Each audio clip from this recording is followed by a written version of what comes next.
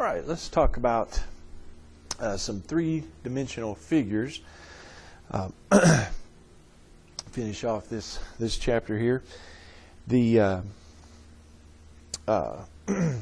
been talking a lot about two-dimensional squares, rectangles, circles.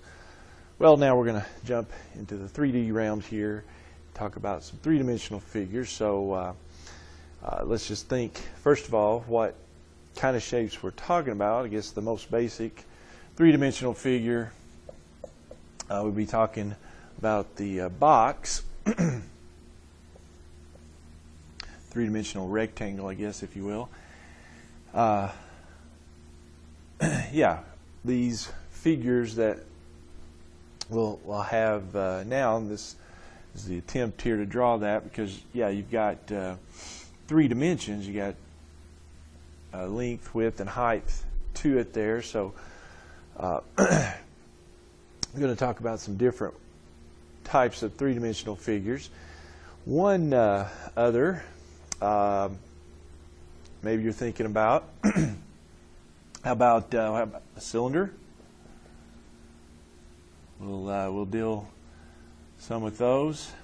Can shape, cones. We'll do a cone. A little bit on it. Let me also focus a little more here on a couple others. The pyramid.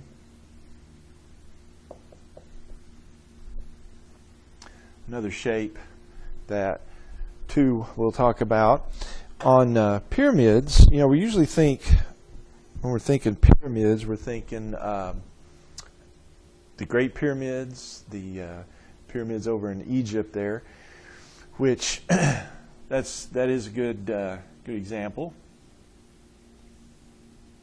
of pyramids. But the thing about pyramids is the base can change up.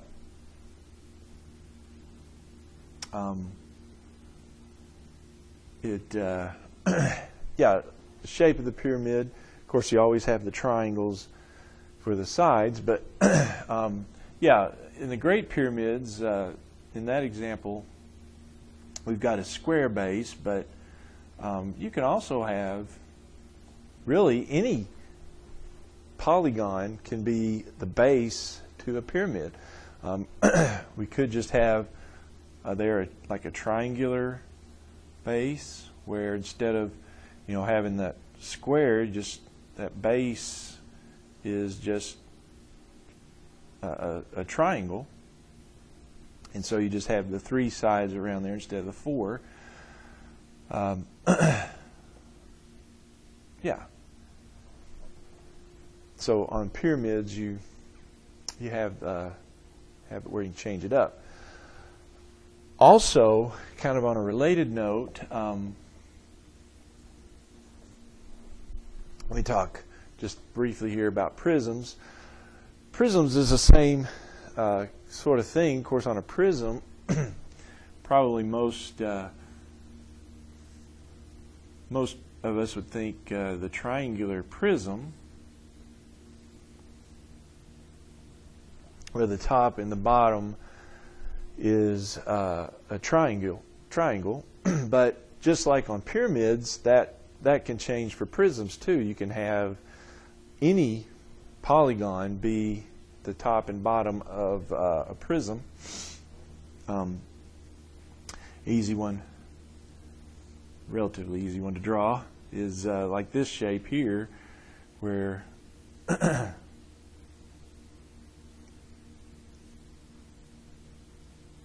yeah, kind of have to visualize a little bit, but yeah, the top and the bottom, trying to draw a trapezoid for the top and the bottom there. That is another possibility for a prism. You can have a hexagon be the top and the bottom of the prism. You can have a dodecagon be the top and bottom of the prism. Yeah, any polygon could be possibly your top and your bottom of your prism. So anyway, that's some of the shapes. We've got a few more, but those are some of the basic ones. Now, two things that we'll talk about when we measure, we want to measure on a box in cylinder and the three-dimensional figures there. One thing you want to know or can possibly calculate is how much each one holds. What is the volume of these things? So volume is one aspect that we'll talk about for three-dimensional figures. And the other, capacity, let's just say how much it'll hold. And then we'll also talk about the surface area. And that is so called because it's just, as it sounds there, it's the total area of the surfaces, of all the surfaces.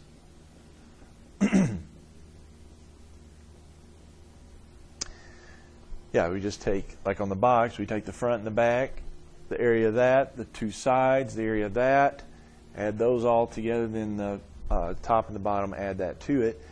Just add the areas of all the surfaces together, called the surface area, for obviously good reason. All right, so now let me mention here too the units. Go into that for just a second. On volume, let's think about that for just a second. I'm trying to fill up, the box, the cylinder.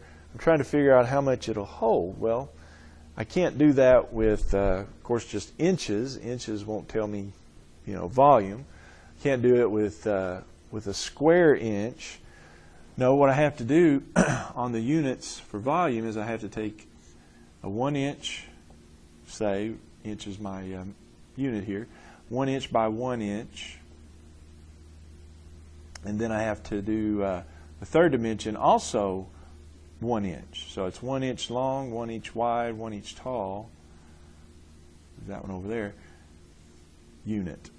An inch by inch by inch. So I have to do an inch cubed for my units. If I'm doing inches anyway. Yeah, the units for volume are cubic units.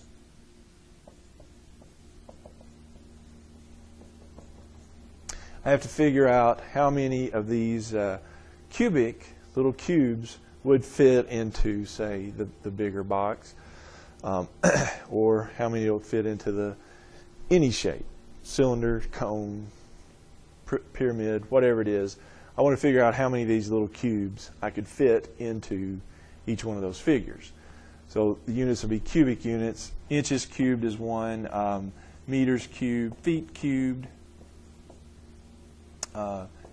cubic yards, depends on the size of your object, what you want to use for the units. Okay? Now, just for mentioning, go ahead and mention also to the surface area, well, keyword there is area, and so the units for the surface area are just like area units that we've encountered before. What units did we use for area before? We used square units, so same thing for surface area. Surface area will be measured in square units. How many of the 1 by 1 squares will fit into various shapes. Okay? So that's intro into our three-dimensional figures. Those are the two things that, for a lot of these, we'll measure. We won't actually do surface area on some of these, but let's talk about some formulas.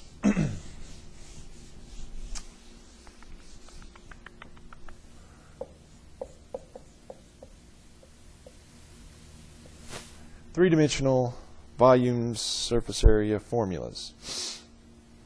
Okay, yeah. Let's just start here with the basic one, the box.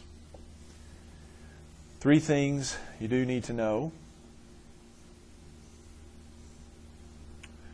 when you talk about a box. Now, we we'll need to know the length, the width, and the height for a box.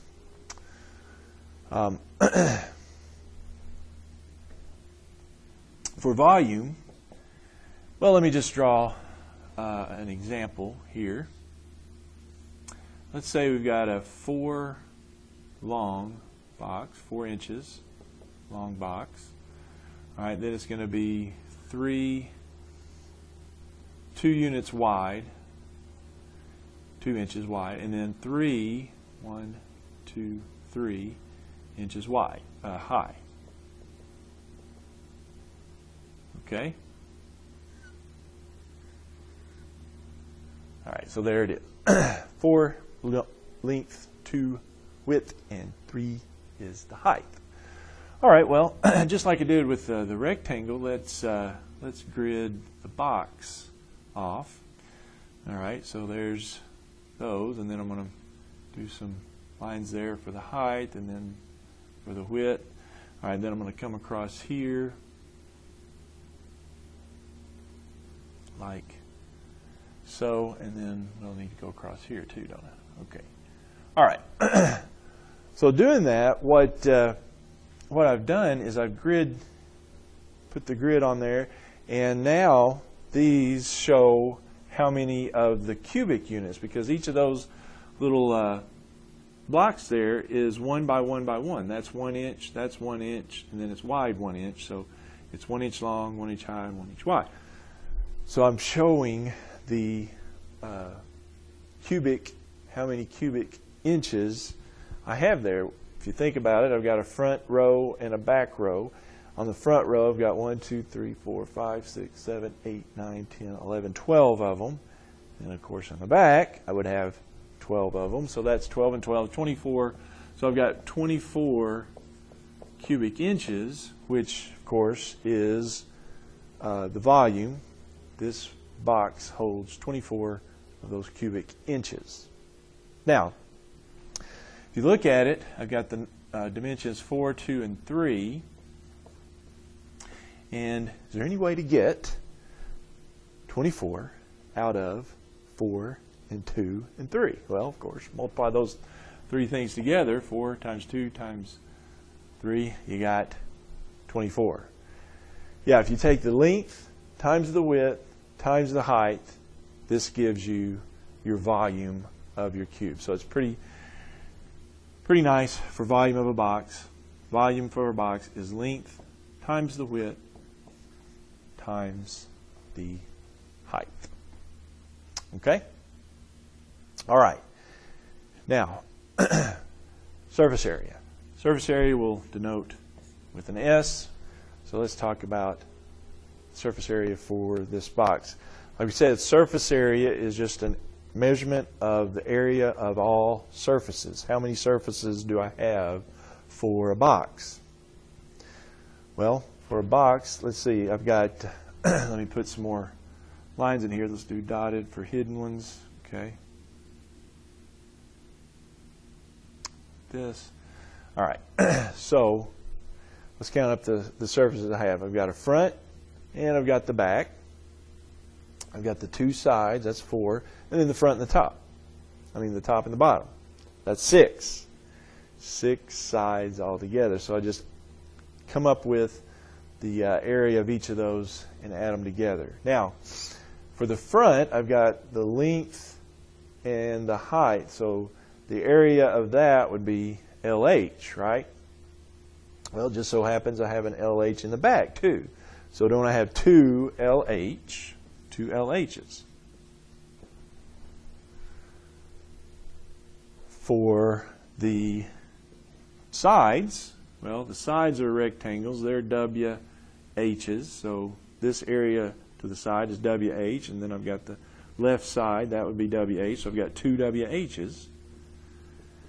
And then that leaves the top and the bottom. Well, the top, that's L, and that's W. So I've got, that's LW, and then I've got another one on the bottom. So I've got also 2 LWs.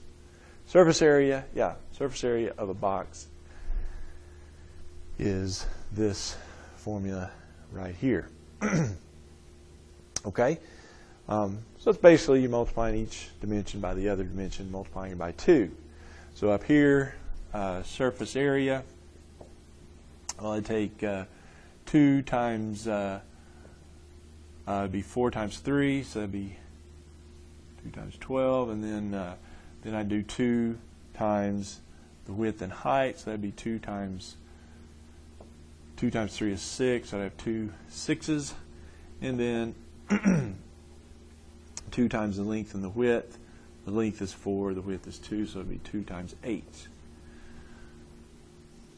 2 times 12 is 24, 2 times 6 is 12, 16, so that would be surface area of this one, 36, and 16 is 52. Square inches, yes, area is always inches squared. Square, whatever units it is. All right. So that's one example. Now, I do like to change it up a little bit. I like this problem for a box, and you could do this for a lot of these, but let me give you another example here. Let's say we had a box with no top, as shown here. I'll show you. So this box has no top on it. All right, so we've got, let's say it's 8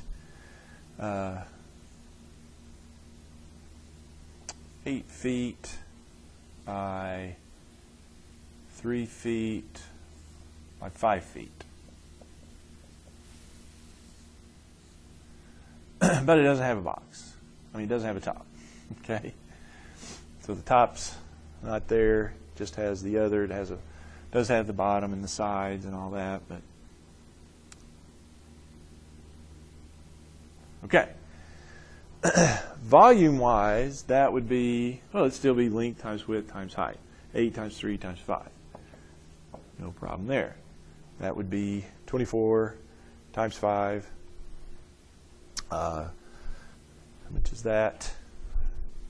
Sure, I get it right here. All right, 24 times 5 is 120. Okay, and that would be cubic units. Yes, but let's talk the surface area. I like this problem because, yeah, it makes you think about the actual formula there. Now, in this case, since I'm missing the top, how many surfaces do I actually have? I usually have 6, but since I don't have a top, there's only 5. So you got to factor that in. What does that mean? Well, what that means is when I go to my formula, you know, it's usually 2 times the length times width, 2, so forth and so on. Well, let's think about it. Let's think about the front and the back. I've got 2, and the front and the back is 8 by 5s, right? This is 5, so that front would be 8 by 5, and then I've got 2 8 by 5s. Sides, well, I've got 2 of those, so I've got 2 3 by 5s.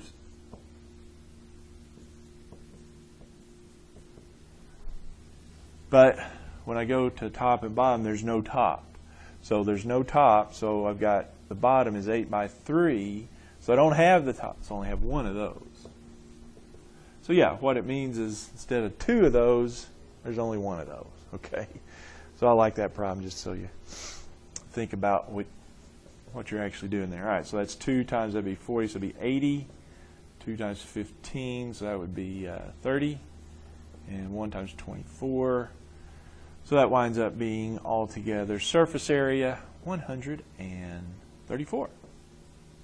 And units for surface area is the same as all area units, feet squared, to your square feet. All right. So anyway, I like that little problem there. Okay, well, let's talk more about some other formulas. Let's go to the cube here next.